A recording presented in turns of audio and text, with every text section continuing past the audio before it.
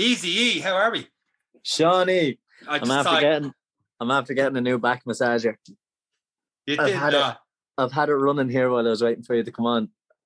So come in. So if you hear it, that's the reason. 15 minutes. Yeah, it's just my new toothbrush. But is that to try and ease your back and stuff and your stress from all these push-ups you're doing every day? What's the story? Oh, everyone's on to me about these push-ups. I don't understand why it's so hard to just crack out 5 sets of 15 to 20 push-ups every day. But the reason I say it, Seán, it's not. It was very hard for me at the start.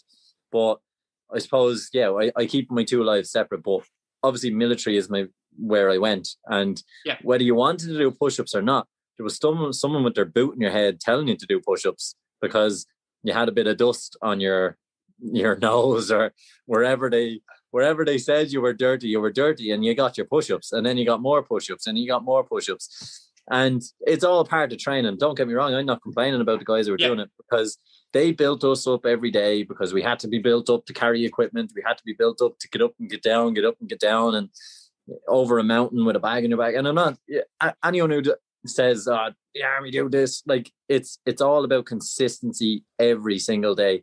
So I've actually had to stop posting that I'm doing my push-ups. So I do my 5 sets, I take around 30 seconds, and then I go into my next one, and I go into my next one. 15 to 25 is usually the bracket I operate in. Any more than that, I'll reduce the sets if I'm going to 30 or 35. And I've done them every day. I've done them every single day. From a personal training kind of aspect to it, people always say, you're doing too many push-ups because this, and this. But if you could build up to it, and obviously with your training and stuff you have built to it, there's no reason why you can't do push-ups every day. Now, if you're doing something that will 100% fatigue you, as in like you're doing push-ups and you're going that last push-up and it takes you 5-6 seconds just to get to the top of that push-up if you make to the top of it, and then you try to do another set, that's where you're talking about over fatigue or stuff like that. But if you're going 15, 25, taking 30 seconds going back into it, well, for the rest of us may seem unrealistic.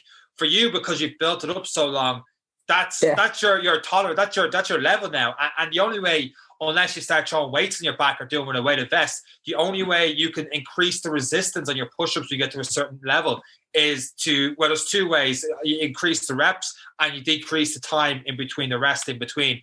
And we put it up, I think we put it up in the Any Given Runday run group. I know I did it on my own. I did it one of the workouts actually, where we finished with we did reverse lunges, 1 of each, and then push-ups, 1 push-up, and reverse lunges, 2 of each, and 2 push-ups. And the reason I did it that way to break up 100 push-ups was that people would get their rest in between each set of push-ups and that they'd go with full technique doing those push-ups. Whereas in your case, if you didn't do full technique, I'm assuming, not that I've ever been in the army, I've watched a few Chuck Norris films, that's about it. But if you didn't do full technique, you'd probably have, Sergeant Major putting his foot in your back and going, getting all the way down, touch the ground and right back up again. Yeah, and look, the people that were training us are very intelligent PTIs. They are trainers themselves. They're not putting you in the push-up. They're putting you in the push-up for a reason. And they would do different things. So when you got used to doing your 20 push-ups, they'd see you smashing them out perfectly. So then they get you to do a push-up and hold.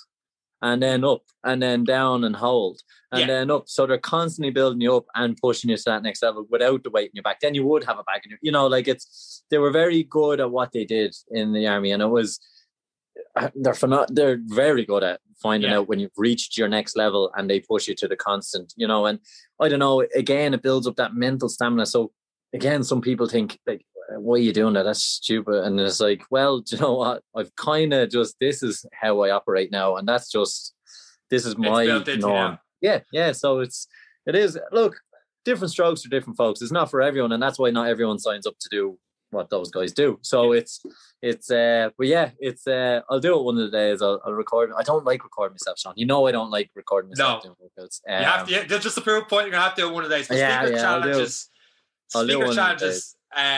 This week's episode of Any Given Runday is all about building yourself up and building onto some incredible challenges. You seem to know some of these challenges, but hands up, I didn't know a lot of these challenges are coming up. I don't want to spoil what they are or anything like that. But it genuinely, I know we say this when we have a guest on, but I truly mean it. This is a phenomenal episode of the Any Given Runday podcast. I took a lot of notes on it, and I'm sure you guys will. And it's going to help so much in terms of mindset, signing up for challenges, and just push yourself going with it, know when to pull back and go forward again. Especially the last couple of minutes, I took a lot out of that. It's brilliant. Like, this week is a phenomenal episode. The beauty about it is, Seán, we didn't know what we were getting ourselves into. There's a guy in our run club, just started posting up some of his runs over the last couple of weeks, and something tweaked with me, and I thought, this guy could have something here. So I messaged him, and it turns out he was doing a lot more than posting in our run club. And it's a lot of the stuff, when you do get involved in running and do a little bit of reading on it, particularly now during COVID times, there is a lot out there that you can do challenge wise, and everyone's seen the Temple Street challenge, many miles a month. So there's a lot of these challenges going on over the world, some more extreme than others, and you're about to get a treat from a guy who only started running 2 years ago. 100%. And once again, Eric does sign me up for another challenge. Thanks for that. And with that said, guys, this is this week's episode of the Any Given Runday podcast.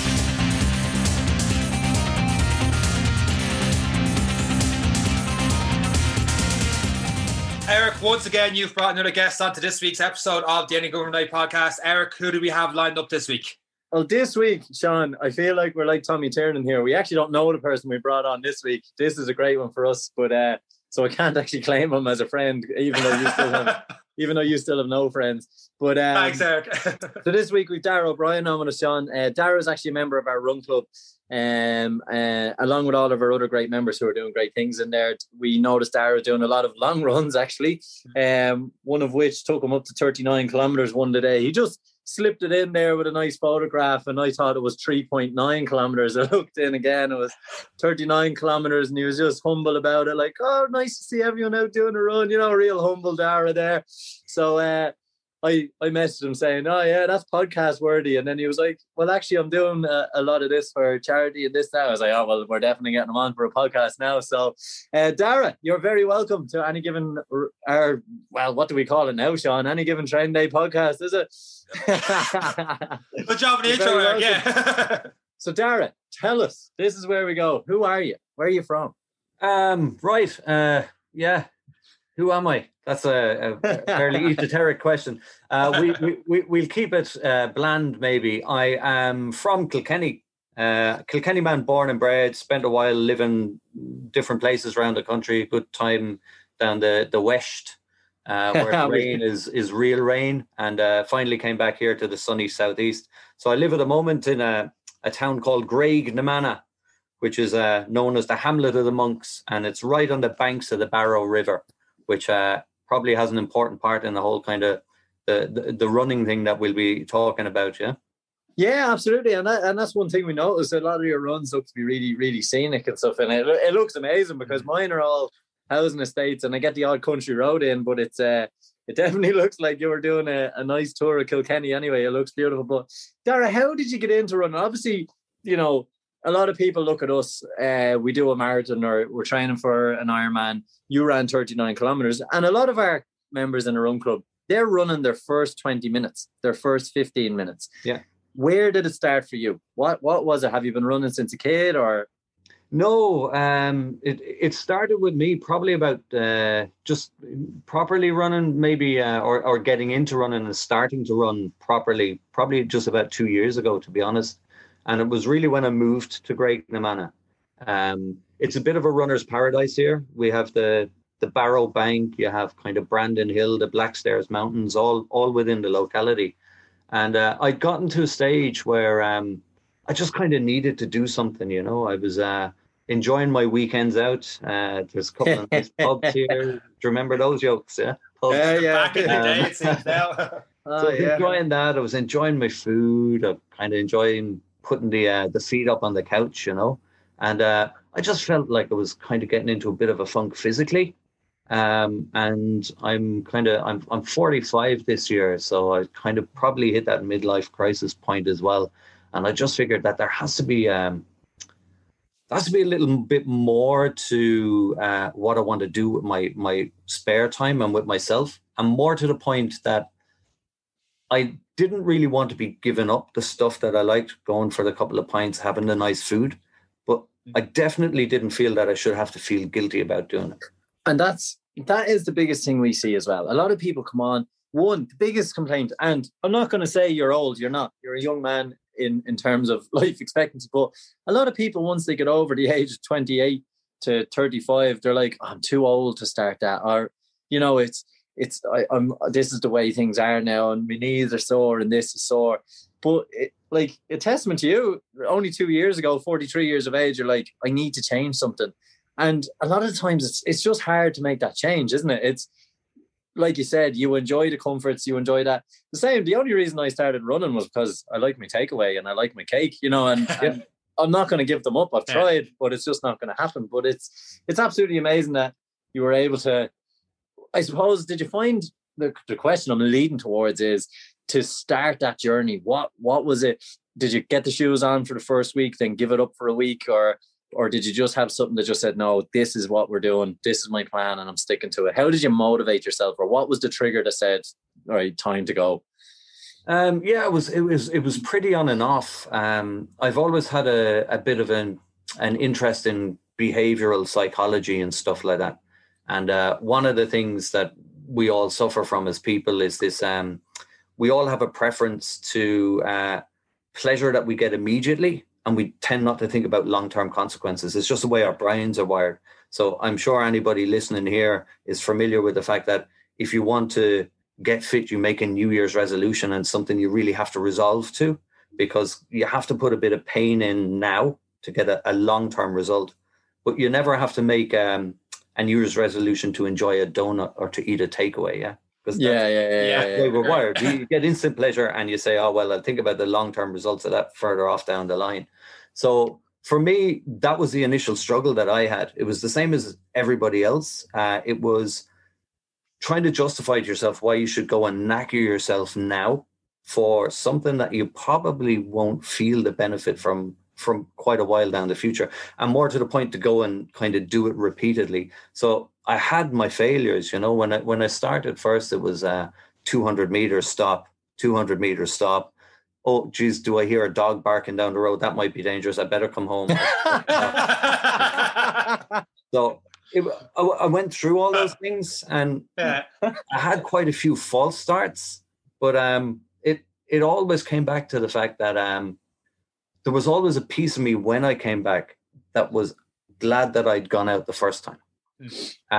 And that's the bit that I chose, that I wanted to concentrate on, as opposed to kind of how I felt. Because I have this kind of love-hate relationship with running. I don't particularly like it when you think about it. I listened to a podcast quite a while ago. There's a Northern Irish runner, a lady called Jill McCann. Oh, yes, McCann. Yeah. She's a crazy, crazy lady. And somebody had asked her, what is it that you love about running? And her answer kind of stumped me. She said, I don't love it at all. She said, I love drinking. I love eating food. That's a different feeling that you get when you're running. And for me, it's kind of the same. Like, I love all the things that running kind of brings into my life in terms of the overall benefits, the headspace it gives me, the kind of views, the photographs that you get, the experiences that you get. But I don't love running. You're running up a hill, you're knackered. It's tough going, I shout at cows. And it's so true you say that. We see it from our social media. We put up a post about hating running the other day. It was one of the most interactive posts we had, because everyone was like, yeah, even all these really fit marathon runners are like, I hate running too. I hate it. I never liked it. So people who don't run hate running. People who run hate running. Yeah. I've never actually heard it. I've always hated it, but I said you have to learn to love the suffering, because, as you said, I'm fitter, mentally feeling good about myself. I can. It's hard to have a cheat day. I had a fight with myself over about getting a fish and chip yesterday, but I had run for an hour. I ran 12 kilometers. I was like, why are you feeling so good? Because I'm trying to stick to a plan. Yeah. And it's amazing how just that little step of going through that thing you hate opens up so much more for what you love, as you said. Like, I could have a beer with you too and not feel guilty about it, because I know I've put in the work over the last 7, 14, 28 days. As you keep going over each day, you've put in that extra bit of effort. Everything comes that little bit more enjoyable. And it's so refreshing to hear someone who has just picked it up kind of simplify it into such an easy way of why we hate it, but why we do it. It's absolutely brilliant. Yeah, it is one of the, like, there's parts, don't get me wrong. I was looking at one of the posts that you put up there about the kind of runner's high, and you get that feeling just for periods of time in a run where everything's just kind of great and it's a little bit euphoric and it might be a nice day and the view might be fantastic and you're just delighted to be out doing what you're doing. But it only lasts for about 5 minutes. Well, and then you hit a hill or something like that, and it kind of brings you back down with a bang. But it's almost like I was an absolutely lousy golfer. I tried playing rounds of golf every now and then. Waste of a long walk. Yeah, exactly. But one of the things I was speaking to a friend who was trying to get me into it, and he was explaining to me that, that one time where you hit that perfect drive, that's the thing that you remember about the round of golf, and that's what brings you back. Even though everything else might have been a complete ball of crap, you are hacking lumps out of here or there.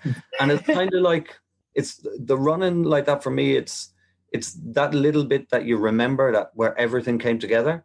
Yeah. And I think what the consistency gives when you start doing it and you stick at it is those bits become a little bit more frequent. It's still hard. There's still parts where you don't want to get out. The rain is lashing off the windows, but you get those kind of periods that come a little bit better. And for me, with the training that I'm doing for the run that I'm planning during the summer, the Sunday run has really kind of taken on a new life for me, because I do a long run typically on a Saturday, which is distance related. And then Sunday, it's just you run for a certain amount of time and the distance doesn't matter. You just kind of run how you feel like running. And I haven't done that in ages because everything was kind of dominated by a watch and a pace. And now when you go out and just go, okay, well, just go for 2 hours. And if you want to walk, take a walk. And if you want to run, take a run. And that's taken on a new lease of life for me. And they're the bits that kind of drag me out. The Monday to Saturday is bearable because I want to do the Sunday. Yeah, gotcha. And it is. And I put up a post about it yesterday saying it's almost like a close to the week. It's almost like you assess how the week went in terms of your training, your food, your diet, your work, your relationships, anything you've had. Like I covered my watch yesterday. I knew I had to go for an hour and I knew I didn't need to check my watch until about 50 minutes to see, I'd hear the beep and I'd go, okay, roughly I'm about there. But my brain was allowed wander. At the start of that run I did yesterday, I was angry at this, I was angry at that, I had this going on in my head. 3 kilometers in, I was angry at myself for going running. Yeah. And then when you 4 kilometers, 5 kilometers, we're through a half hour, burned off a lot of that energy. And then I was like, well, actually things aren't so bad. And maybe if I did this a little bit better next week. And by the time you finish the run, you just close off that week. You just feel good. There was no watch involved. And it is an amazing thing. And to just take stock of everything. And it's an hour to yourself that a lot of, like, I know everyone's working from home and stuff. And maybe you agree there or disagree with Seán, but the pressures are, if not more, your people have been homeschooling, they've been this, they haven't really got that time to themselves to process how they're feeling and how to check in with themselves. And that's what I see my long run on the weekend is. It's a time where I'm not texting, I'm not accessible, I'm just out, I have my music on, a nice playlist, no Rockies, a nice relaxed one for the relaxed run. And it's just a nice time to check in with myself and close off a good week or a bad week and then look to the next week and see how I'm feeling. I don't know if you agree, but it sounds like you do a very similar thing, Dara. Yeah, I mean, sure. I think the whole kind of lockdown scenario has had a pretty profound effect on a lot of people and a lot of people that I know, for different reasons. I mean, from my side, I'm living here on the Barrow. I'm working in Dublin. So I used to get the daily commute. I was in Bagnallstown train station every day at just, after 6 o'clock in the morning. I was back from Dublin then. I was walking in the door at maybe 6:30, 7 in the evening. And that was Monday to Friday. Yeah. And I used to just run from Houston station to the office with the bag on my back and then go off at the kind of weekends. So there was a major kind of win for me in terms of time when we came into the first lockdown. And I was kind of determined to say, well, is there any point me actually saying or thinking that I'm getting 4 hours a day back if I don't actually do anything with those 4 hours? So that was kind of the first motivation. But the second thing is that I think the isolation from a social point of view has become, kind of really pressing on a lot of people as well. And there's a lot of I know men's health groups especially, and a lot of chat about young men in Ireland, the way that we don't really kind of connect and talk about things that are important to us. Yeah. And I think a lot of people surround themselves by social outlets. It's meeting the lads, going down the pub, it's joining team sports, all that kind of stuff. And a lot of that has stopped. And what it's become really apparent to us is that we spend a huge amount of time with ourselves all the time, whether we realize it or not. And it's not always a comfortable position for people to be in, because there's a lot of people that aren't fully comfortable with themselves for a number of different reasons. And when you take away the distractions, you're kind of left with what we have at the moment for a lot of people, which becomes tough.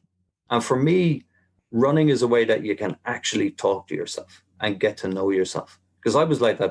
There's parts of us all that we don't really like. I mean, there's parts of our personality that annoy us, that you wonder, why did I do that? Or Jesus, why did I say that? Or you have a row with somebody and you're like, oh, Jesus, I was an ass. And you can't get away from it. So the best thing to do is to work out how you can get along with it. And to work out the fact that it's all right to have a row with yourself, and it doesn't mean that you're nuts in any way. You can go and work stuff out and just become comfortable with it and become comfortable with who I am. And for me, that's where the running comes in. And that's what makes the kind of running up the hills on the tough days kind of bearable, because I've learned a huge amount about myself and who I am as a person. I've learned that, there's bits that I don't particularly like, but they're part of me. And I just work with them and accept them. But I've learned that there's an awful lot about me that I do like. And I've learned how to talk to it and how to bring it out. And for me, whether it's running for listeners or whether it's walking or whether it's just a bit of time to yourself, there's no better way to spend time than getting to know yourself, because you're going to live with yourself for a long time, man. Yeah, I didn't realize until the last lockdown we were starting the running group. We're running 6-8 weeks in, and then I had an injury and I didn't do anything for 3-4 weeks. And it wasn't until those 3-4 weeks where I wasn't out having those conversations in my head and all the rest that I realized how much running affected me in a good way, where I was able to clear my mind and just have it out with myself, whatever was going on. And then those 3 weeks, I just wasn't able to do that. I was like it never clicked until I stopped how much that helped. For yourself, Dara, did that, when the lockdown happened, is that when you had that transition from struggling to get 200 meters afraid of the dog to getting 40k a week now, 40k in one session? Was it around that lockdown when you had more time, or was it something that came before that where you set a goal for yourself that you're able to push on like you're doing right now? No, I'd started probably up in the mileage before that, to be honest. Just when I suppose as I started getting a bit more comfortable and exploring the area, so there's an awful lot of kind of historic stuff around here, and I kind of became a little bit of a nerd about that, kind of learning about stuff that I was passing that was on my doorstep. So I was doing kind of reasonably consistent mileage, but where it really changed for me was there was an event, a virtual event that started last year in May called the Great Virtual Race Across Tennessee. So there's a race director called Lazarus Lake. You may have heard of him. He came up with the Barkley Marathons and stuff like that, some of these kind of toughest races in the world. But he put on this virtual race that he thought that maybe 300 or 400 people would enter. And it was basically running from one border in Tennessee diagonally across it to the other, which is 1,000 kilometers or 620 odd miles. And you had 4 months to do it. So I don't know. I think it showed up on my feed or something like that. And a bit, I said, all right, to hell with it. I'll sign up to it. But it ended up that there was maybe 19,000 people entered. I remember that. It exploded. Yeah. It exploded. €1 million virtual race is what had happened. It happened at the right time for a lot of people. And I signed up to it. And it was really kind of gruesome and grueling because there's these kind of virtual buzzards, and the buzzard is your cutoff point. So if you're behind the buzzard, you're not going to finish on time. And if you're ahead of the buzzard, you're going to finish on time. But what struck me was the relentlessness of it. So I started into it with a kind of all these great notions, and I'd done a bit of running and I'd kind of built up consistency. And I think I spent the first 2.5, 3 weeks, I ran a half marathon a day for the 3 weeks. up and down the banks of Barrow. My God. And everything was fine. And I had my notions that not only was I going to run across Tennessee, which is the RAT, they call it, the race across Tennessee, but I was actually going to go for what they call the BAT pin, which was the back across Tennessee. So to make it over and back. And then good luck to you. Yeah, well, I kind of ran out of talent was my problem. Because after about 3 years, after the first 3 weeks, my lower leg just kind of imploded because I was running on enthusiasm as opposed to kind of ability on any proper base, and I hadn't done any kind of strength work. I just enjoyed running. I thought I was reasonably okay at it, and kind of everything fell apart, and I missed about 14 weeks. And I had set myself, Lazarus Lake himself had put up these kind of motivational posts, and he's a really interesting guy, but he was an ultra runner way back in the day, and now he walks a phenomenal amount. And he had kind of put up all these posts saying, listen, this is an attritional race, 5 miles a day doesn't sound a lot, but it's 5 miles a day in, day out for 4 months. And if you miss 5 miles a day, it means there's another day you have to do 10. Yeah. Right. And that snowballs really quickly. So he said, don't be tempted to go off and try and knock this out in 2 weeks or 3 weeks or whatever it is. But sure, I ignored that. Typical Irish attitude. Yeah, well, I had this notion in my head that sure, anybody can walk. I'm running because I want to run. So I'm going to run the whole thing. And then while I was sitting up with my leg and my kind of shin splint issues and all that kind of stuff after missing 12 weeks, and it was really becoming to the stage where I mightn't have finished the race at all. And at that stage, I kind of ate a bit of humble pie and said to myself, do you know what? I'm just going to have to walk some of this, because if I don't start moving now, it's going to be unachievable. Yeah. And I started walking, and actually I developed a huge amount of respect for people who were walking that whole thing, because there's the physical demands of running, which is one thing, but there's the mental and time demands of walking. Yeah. And there's people out there that walked across and back, and they were walking 10 miles a day every single day for 4 months. Yeah. And at that point, that changed my outlook, and that brought an awful lot of consistency in. That was the switching point where it said, okay, do you know what? You need to get out and move each day, and a walk up a mountain is just as good, or spending time on strength or whatever is just as good in terms of the long term. And I spent kind of the rest of that year then building up a bit more of a base. And this year I've managed, so far as we're speaking today, I've been out and done at least 5K every day. But my training is varied. And I spend a lot more time now on core and working on my legs, just so I can do that. I actually have, I swear, as soon as you started telling that story about Tennessee and doing the half marathon, I wrote down one word, 6 letters, calves. How are your calves going up and down the hills and stuff? Because I know mine would be shot. Like, how do you feel with them now, like your lower legs and stuff? Because just personally, that amount of hills, half marathons every day, I'm like, he's got to do something to his calves there. That has to be where that story's going. Yeah, they're actually a lot better now. So I bought one of those 20 kilo weighted bags from Lidl. I got one myself. It's an absolute beaut. Yeah. Well, I just stick it on my knees and sit on the coffee table when I watch telly in the evening and just do kind of seated calf raises. And then I do a few on the stairs. But apart from that, I've more hills. I was running up and down the banks of the Barrow, which is just flat. And it was just that constant flatness. And I neglected the hills because I didn't like them, because nobody really... No one likes them. No. So I've started doing that a lot more, and that's kind of worked things up as well. And look, I went through the same thing that I'm sure everybody else does. My calves are at me. It must be my runners, because everybody wants to think it's their runners, because that's you just buy a new pair of runners and that fixes the problem. Yeah. And runners are important, and the right footwear is important, but I think probably in 90% of the cases the problem is an imbalance somewhere. And that's the thing that takes a bit of work, I think, and a bit of effort to work on, to track down where it is and to work on it and to put in the kind of hard work that isn't kind of sexy and isn't running and isn't getting out there. And maybe that's where a lot of people kind of give up and say, oh, well, I'm not supposed to run. I have this injury. So for me, that was another kind of big learning. And I went straight from the the race across Tennessee into the CRAW, which is the Circumpolar race around the world. So it's basically running from North Pole to South Pole and back around the other side. It's another leg thing. So yeah, we have 50,000 kilometers. It's a team of 10 people, a relay, and we have 50,000 kilometers to cover. And 5,000 kilometers each.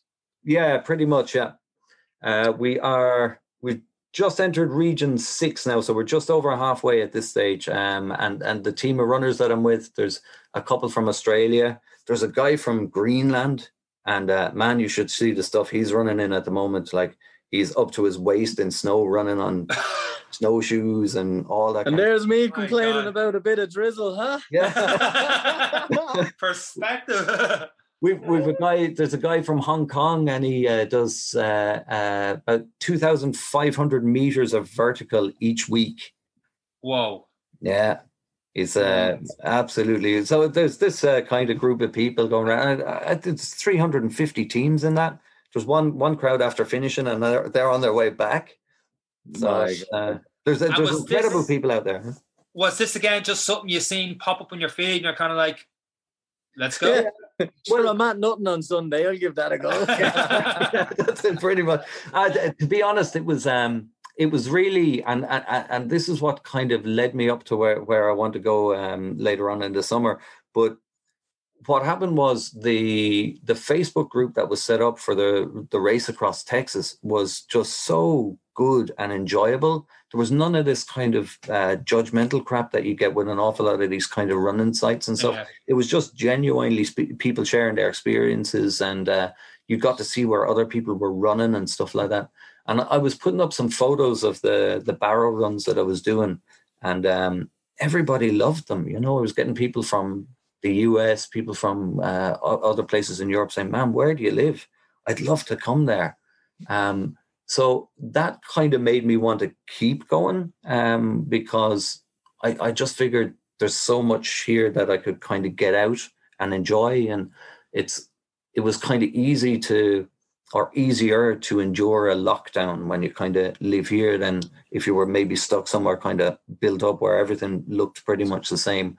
So the race around the world then was pretty much 3 people reached out to me and said, "Hey, look, we're putting a team together." And they were people who'd been kind of putting up decent kind of accounts of their own running as well. And it kind of grew from there and built into it.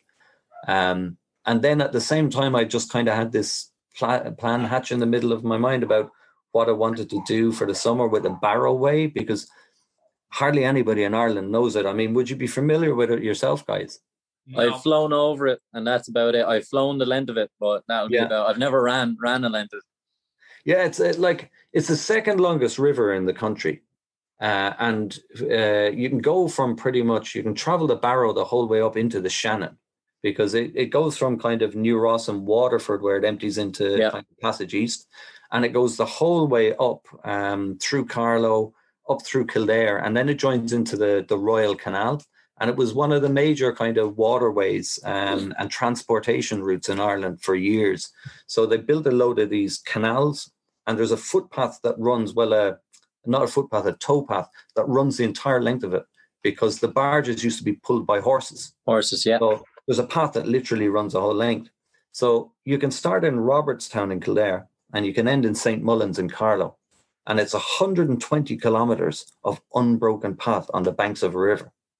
And nobody knows about it. It's not promoted. It spans too many counties. Even where I am at the moment, there's kind of this political thing that the Barrow is synonymous with Carlow. I'm in Graiguenamanagh. So Graiguenamanagh tourists, Kilkenny tourism won't promote it because it's Carlow people. And in fact, Carlow don't want to promote it because Graiguenamanagh is in Kilkenny, and Kilkenny people might get the money out of it. So it kind of just sits there. County councils are going to come hunting us down after this podcast. Yeah. We're going to spark a war. But I had this idea of saying, well, could I run it? Could I run the whole thing? And I would love to run the whole thing. And then with the lockdown, what really started taking off was this, these fastest known times. So there's a website set up that kind of marshals all these routes of interest. So there's certain rules that you have to complete. The route has to be of a certain interest. It's got to be at least a certain length. It's got to be something that other people would be interested in doing. You've got to be able to create a GPX file of it and have a proper start and finish time and all this. And I got on to fastest known times and I sent them a GPX file of the thing. And they said, yeah, absolutely. We'd love to register that. So the idea then was saying, well, hang on a second. I started running maybe 2 or 3 years ago and I couldn't do my 200 meters. And out of kind of bullheadedness as opposed to any kind of ability, I've been able to build a bit of consistency up. And if I stuck at this and if I could have put a bit of work into it from January up until maybe the end of this year or this summer or the middle of this summer, there's a possibility that I could actually hold a record for something. Now, yeah, I'd be holding a record because I'm the only person who's done it. Still a record. I'm sure somebody else could go out and break what I'd be planning on doing fairly bloody easy. But in a way, that's really what I'd love, because I'd love more people to realize what's on their doorstep. I'd love people to start running it, to start hiking it, to start kind of enjoying what we have here. And at the same time, raise a little bit of money for charities. So the plan is in early June of this year that I'm going to set off and I'm going to run from Robertstown in Kildare down to St. Mullins, which is about 7 kilometres downriver from where I live at the moment, which it's about 120 kilometres. And I'm hoping to do it in and around 13 hours-ish. It's absolutely phenomenal. And I suppose before I nominate me and Seán for a challenge, we always get a challenge out of a podcast. But I'm just going to ask you, the charities that you're doing it for, you're actually doing it for a couple of different charities. There's 2 charities.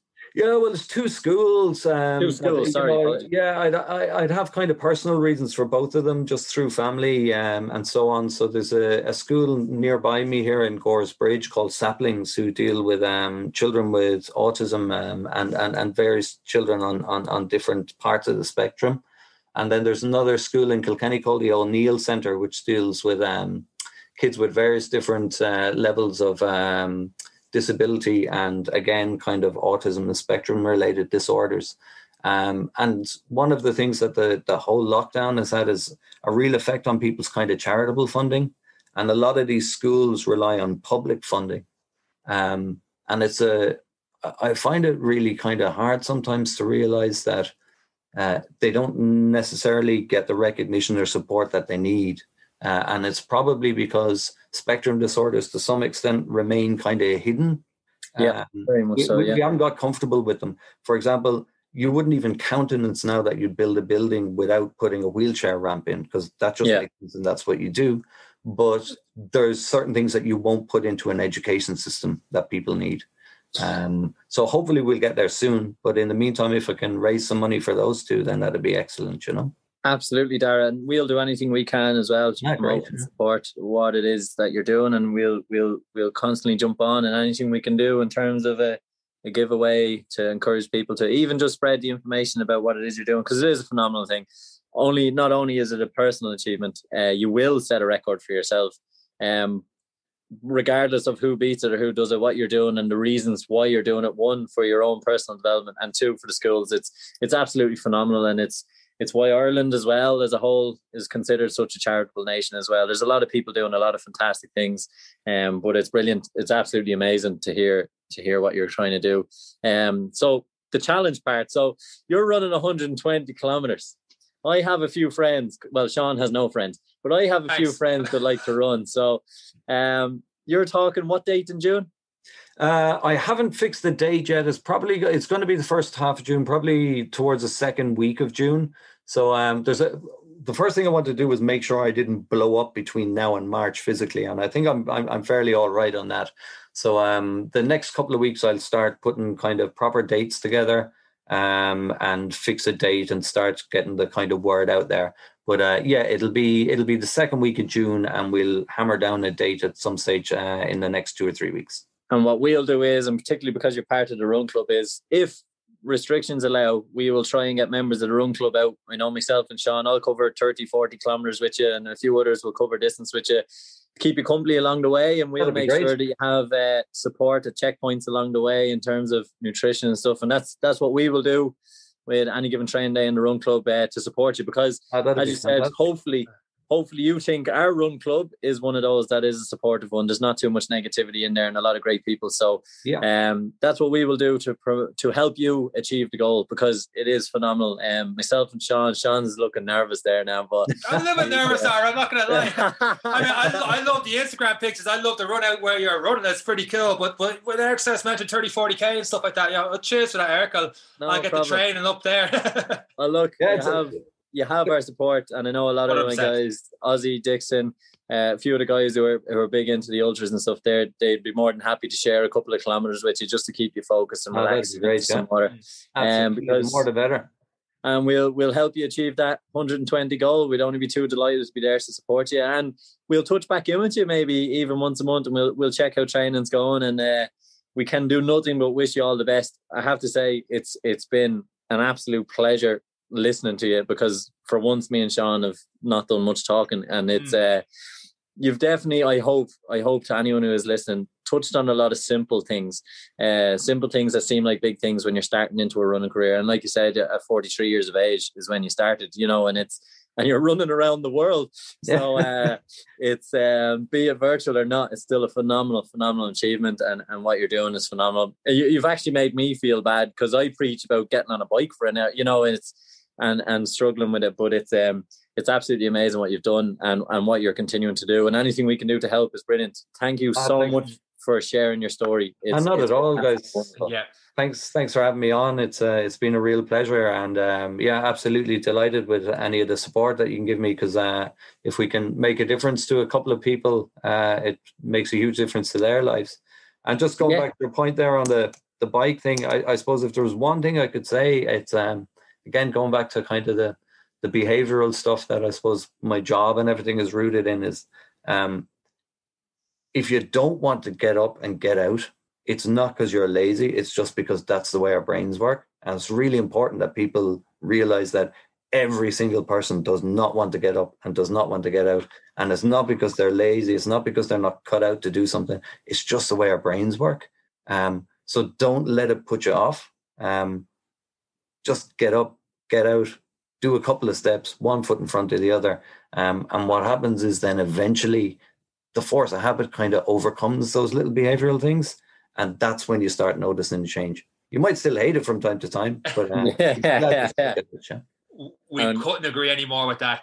Dara, just before you quickly go there, I'm assuming all the promotion you're going to do for your challenge be through your Instagram. Is it okay to share your Instagram? Oh, you can, yeah, absolutely, yeah. What is it there for the listeners if they're just listening in right now?